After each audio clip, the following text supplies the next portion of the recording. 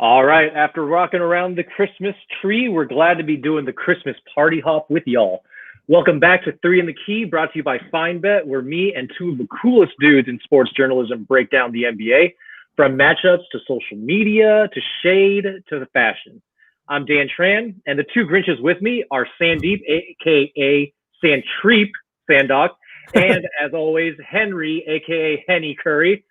So, Henry, did you get anything for the holidays, and why wasn't it a PS5? The only thing I got was a Celtics L, and that's the thing I didn't want.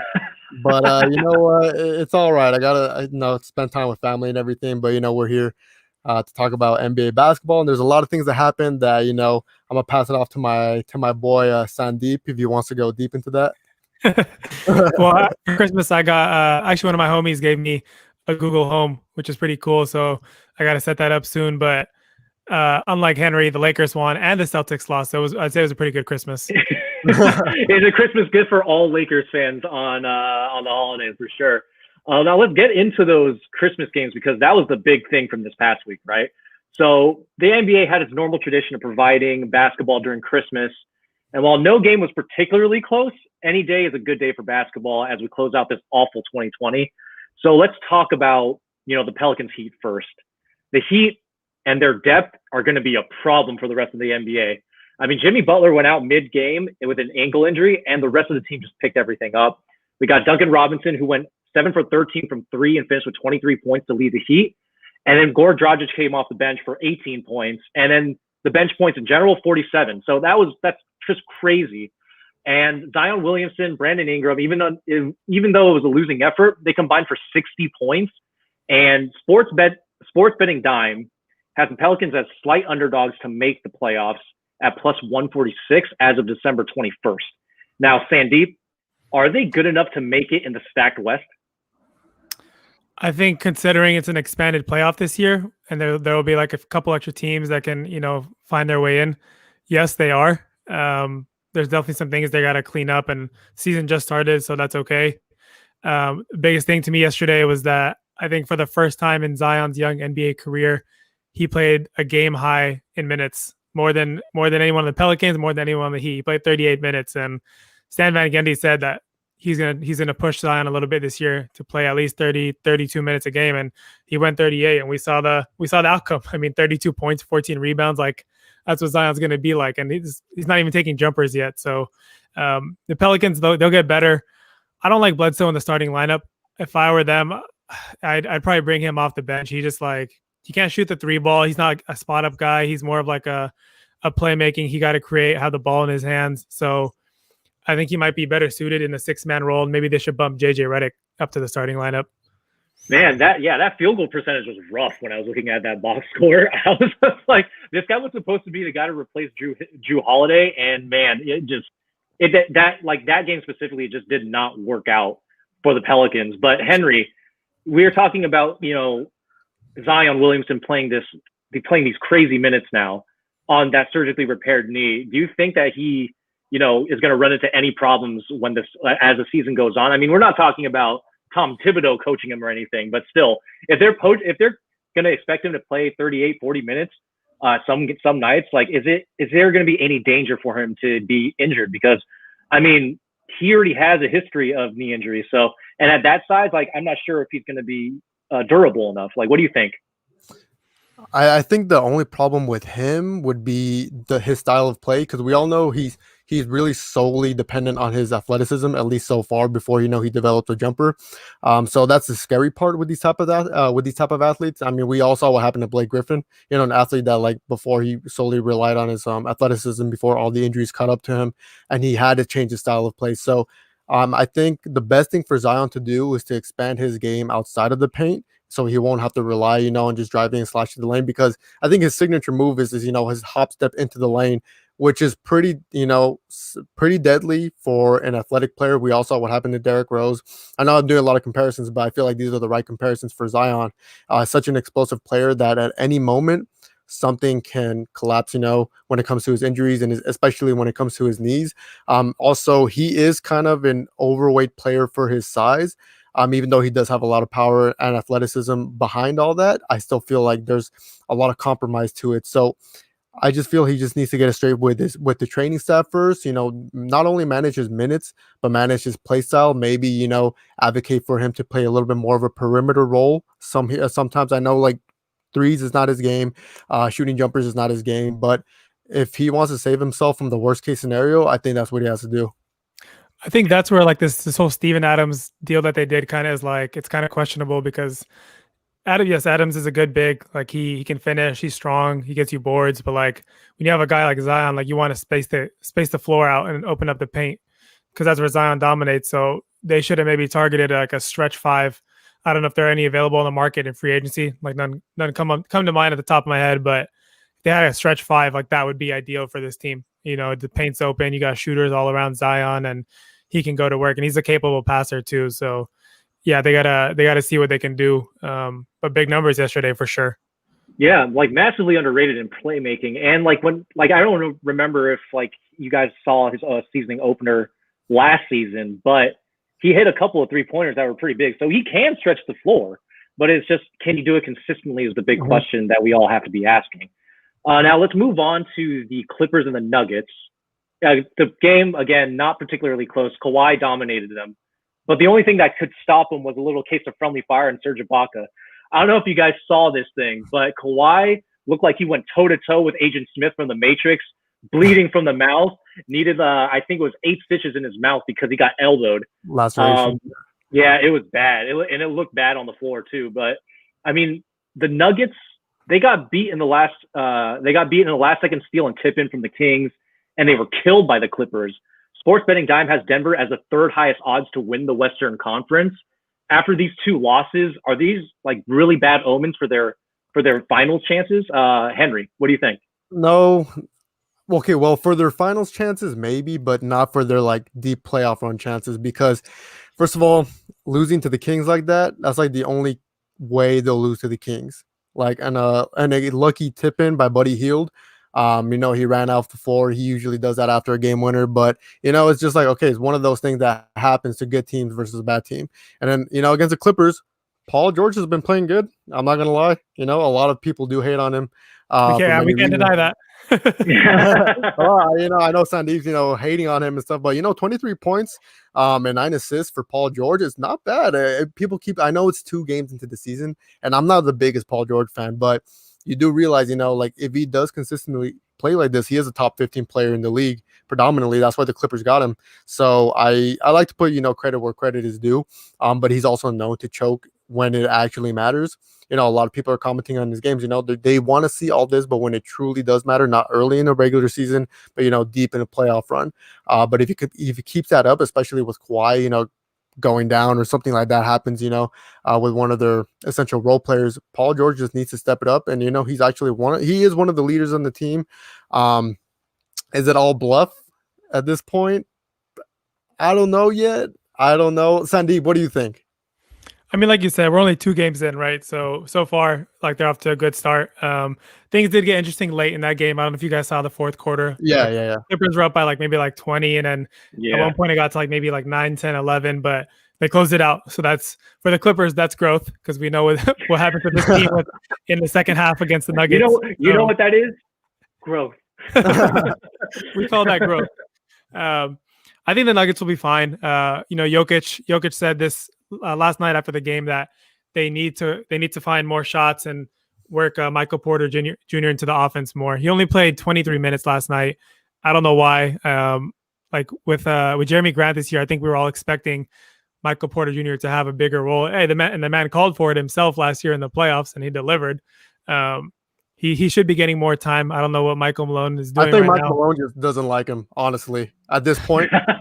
Maybe, yeah, because he challenged his authority or something, and he's like, "Nah, this is my team, dog, not yours." But hey, when Jokic is the one who's saying like, "Hey, we need this guy to play more," like it's good. And someone who has MPJ on my fantasy team, I would love to see that too, because the guy is a great shooter. He can board it. The defense will improve, right? As long as he's guys around him and the coaching staff is pushing him, but he's got to be in the game more if they want to make the leap, because they had a good run last season. They are one of the better teams in the West, but MPJ's got to be on the court more for this team to thrive.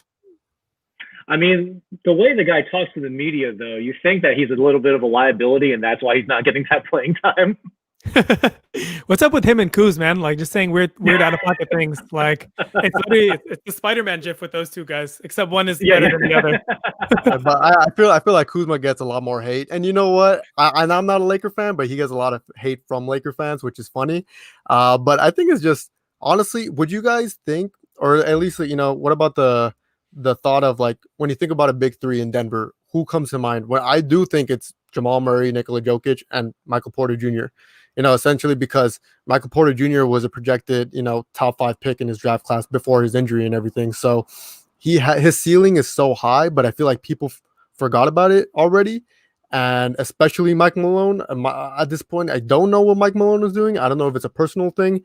And we know there's like chemistry problems between, player and coach. But if it's not Michael Porter Jr. to be their third option, who do you guys think it might be? Unless they're going to make a trade for James Harden, that's the only guy. Honestly, that's the only guy. It's not going to be. I love Monte Morris off the bench. JaMychal Green hasn't played yet, but he's a role player. Will Barton, 3-and-D guy, but Michael Porter Jr. Like, what is he, like 6'10"? He can get his own shot. He can shoot a 3-ball. He can post up. Like the only real weakness right now in his game is like he needs to play defense better. Offensive game will continue to develop, but he can do it all kind of like on the offensive end. It's him or nobody else, honestly. Speaking of questionable defense, we had the Nets and the Celtics going this past Christmas, and I know Henry is going to love talking about this because the Celtics just had a great defensive game.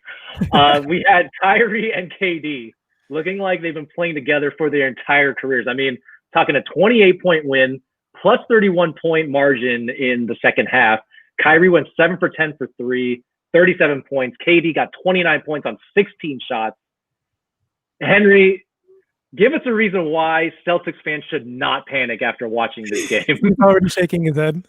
Not to panic. I can give a lot of reasons not to panic, but I think first of all, I gotta recognize that the whole Kyrie KD duo they make it look so effortless. And like Daniel, you brought up a good point. They make it look like they've been playing on the same team for the past like 7-8 years. Like their chemistry is already flowing, especially because I do not advocate for a James Harden trade to Brooklyn. I think that's going to mess up the whole dynamic. Like when you have players like Karis LeVert, Spencer Dinwiddie, Jared Allen around them, and DeAndre Jordan was playing good. He was showing that he's actually an essential piece for the Brooklyn Nets.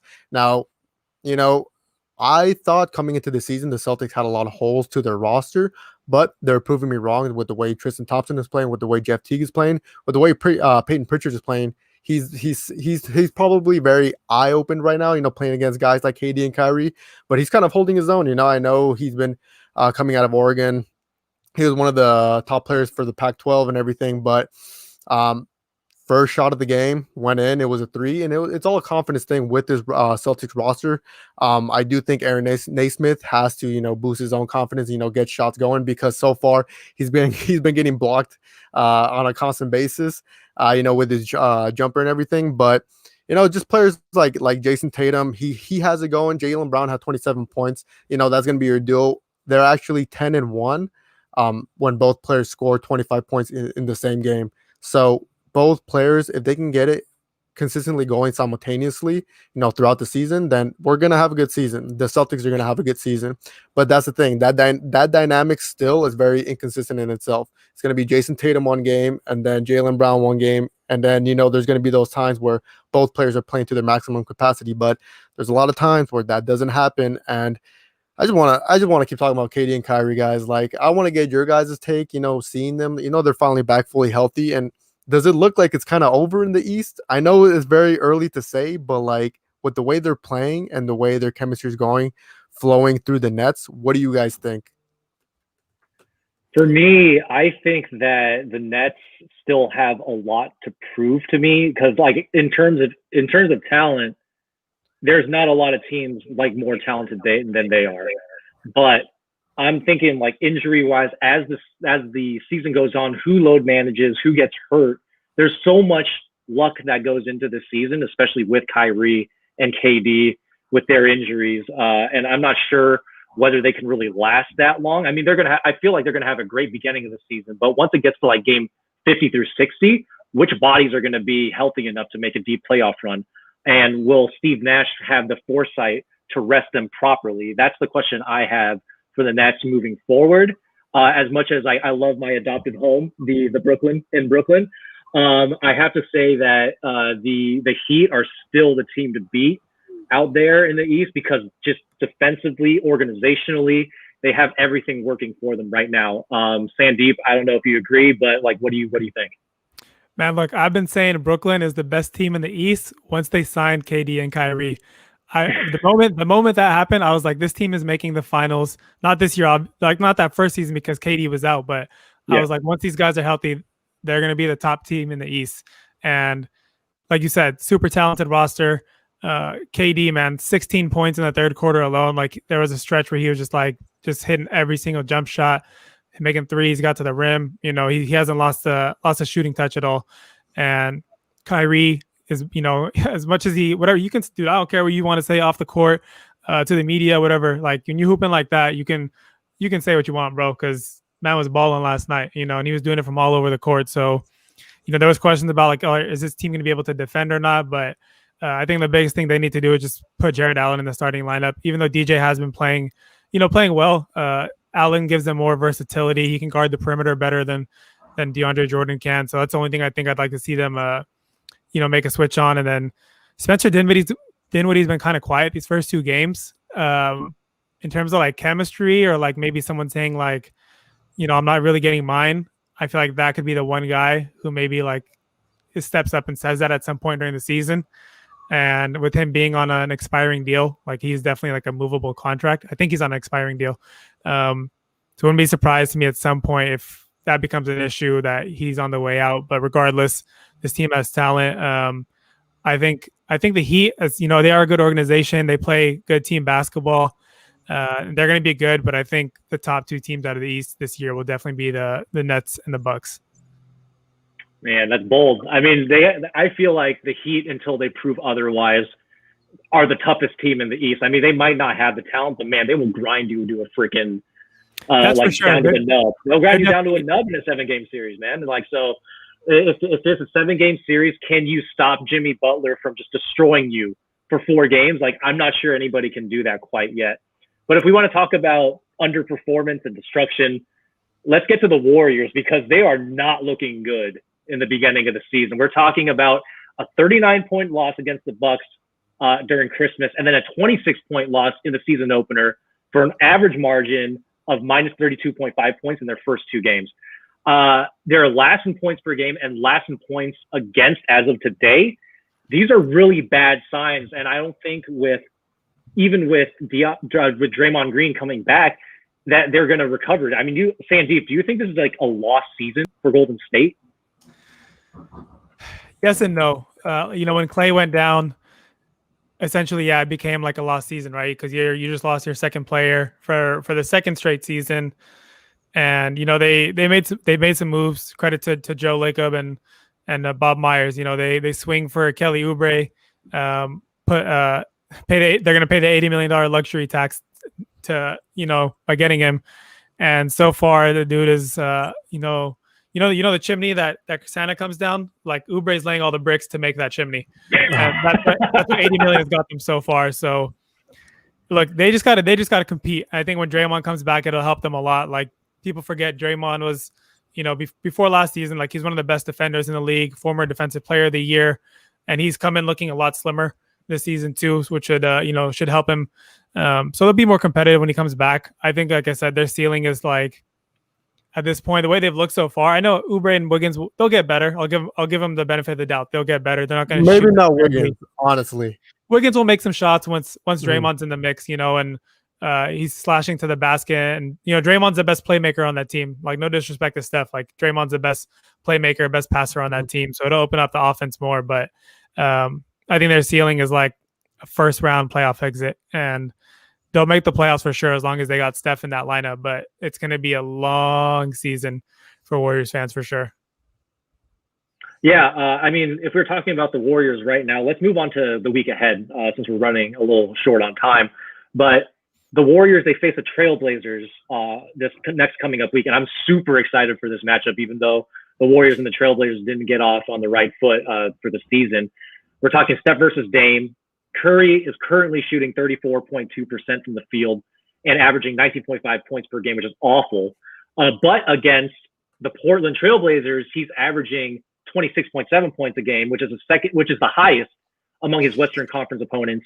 And then Lillard, on the other hand, he gets blown out his first game against Utah, only scoring 9 points on 33% shooting, but he averages nearly 29 points against the Warriors, which is the most against any other opponent.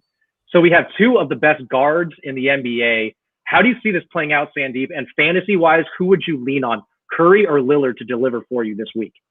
For sure, Dame. I think Dame is gonna come out and drop like 40 points in this game. I don't know. Is it a road game or a home game for Portland?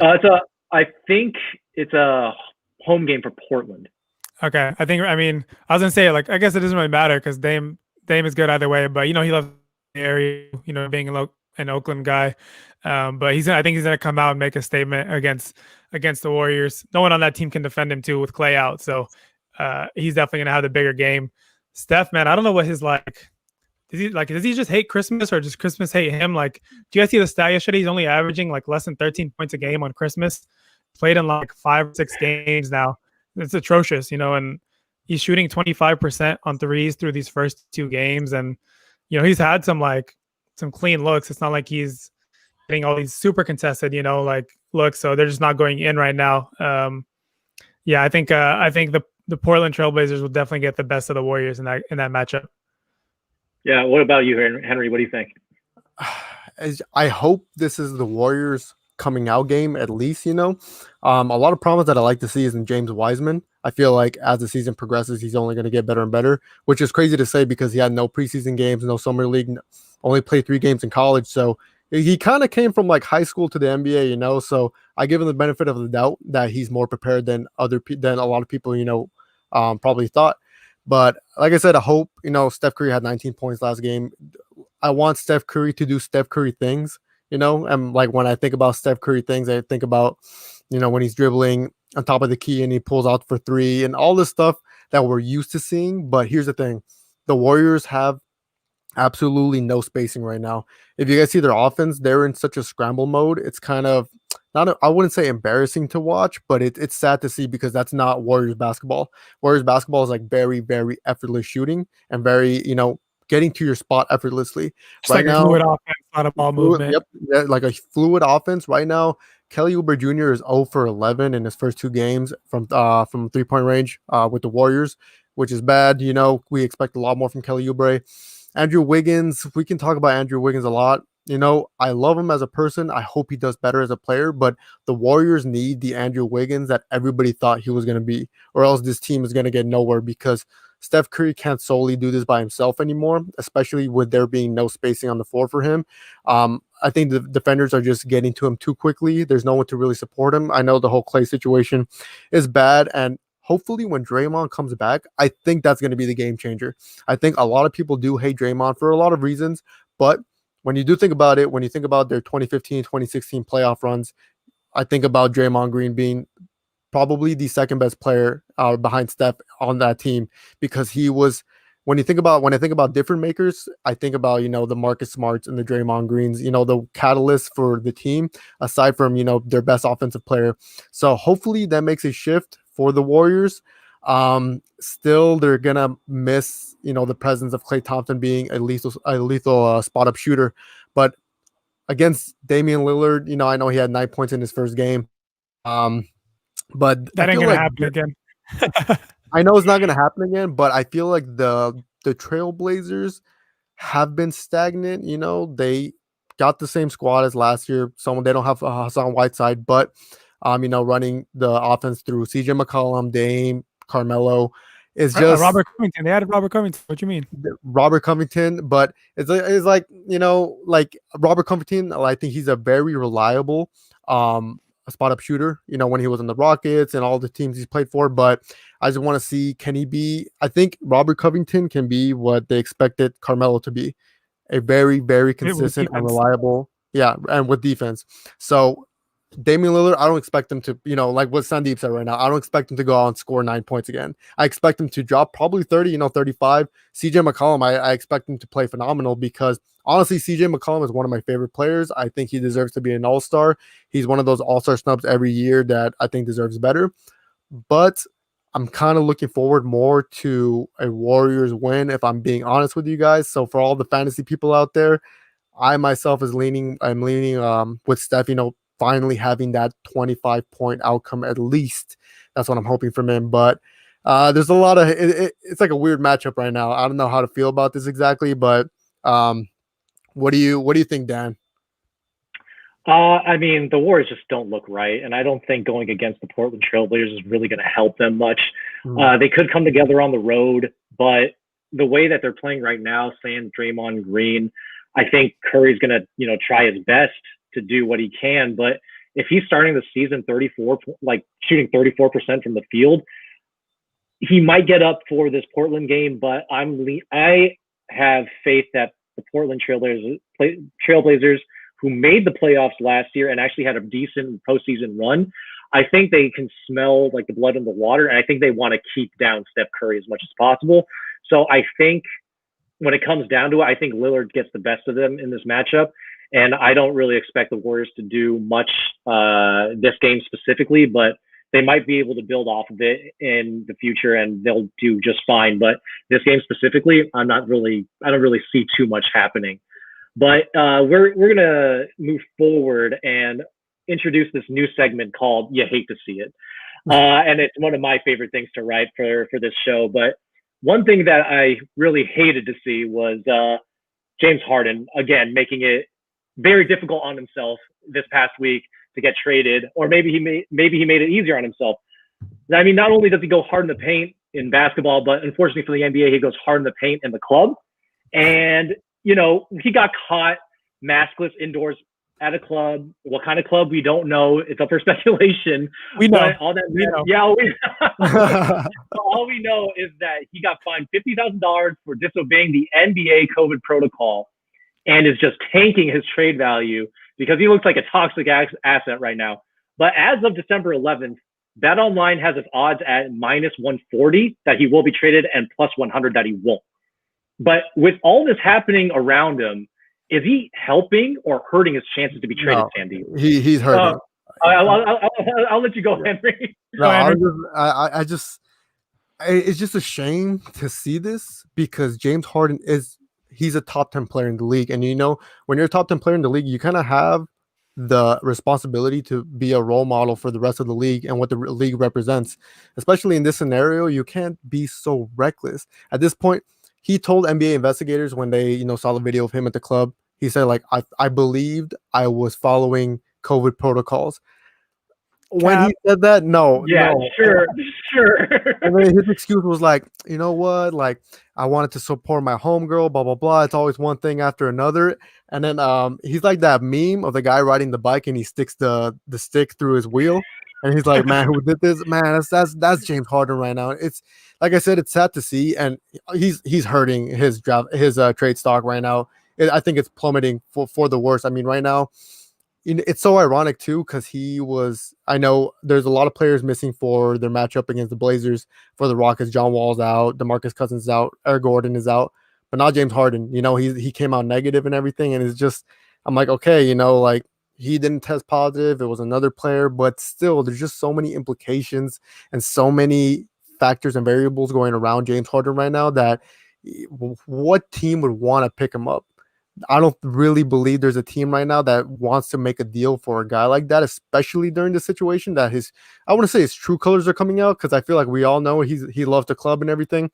And all the memes that come out, it's kind of representative of him, but see, it just grinds my gears. So Sandeep, you can go before I go off again. Guys, you know who the real loser is here? It's the strippers that didn't get that $50K that Harden was fighting. That's money he had to give back to the league. That could have gone to the strippers, And yeah, Harden's value is just like you guys have been saying, it's going down right now. It's super selfish of him just to not be reporting to practice, and he was in Atlanta, he was in Vegas before the season started. He said he was training and then the report comes out that he actually had COVID a little bit, which is why he wasn't able to practice. And then now he goes to a club, says he's supporting his homegirl or whatever, but he's not wearing a mask. It's like, first of all, you shouldn't be at the club, but to not be wearing a mask either is just makes it even worse. And you're especially if you want to get traded, the best thing he should be doing right now is showing up to practice, being at games, because all it takes is for him, like, he's probably gonna drop like 40 tonight, and then teams back, oh no, yeah, we need to get him, like, he can still play. Like, yeah, of course he can still play, so hopefully comes out like he's hooping tonight, and then that's the best case scenario for the Rockets too, is that he has a big game, and then tonight or tomorrow morning, all these execs are gonna be like, all right, like, let's talk, and then the value goes back up. So he should just go to the Knicks. Like, just send him to the Knicks. Ask for RJ Barrett. Ask for, like, I don't know, RJ Barrett, Julius Randle, Kevin Knox, and like 6 picks, and like, I don't know, part ownership of the team or something. Like, if you're the Rockets, like, just get him out of there. Yeah, because New York's club scene is totally like mellow, dude. Yeah, for sure. He'd love it. Like, really well, yeah. You would love it. Like, yeah, he's not gonna win, but like, hey, you're gonna play in MSG, and you'll have the spotlight once fans comes back. That'll be sick. And strip club city, baby. See, but that's the thing. Like, he wants to go to it. His whole thing that got him acting so reckless is because he's not winning and he's not happy. So if he goes to the Knicks, he's not going to be winning. He's not going to be happy. So where is he going to put his focus on? The strip club, which is where he'll be happy. Exactly. Yeah, because love in the strip club is always very common. All right, guys, that's it. That's it for this show. Okay, this episode of 3 in the Key is over. Thank you for listening, and be sure to look for our work on FineBet.com. We'll see you next week.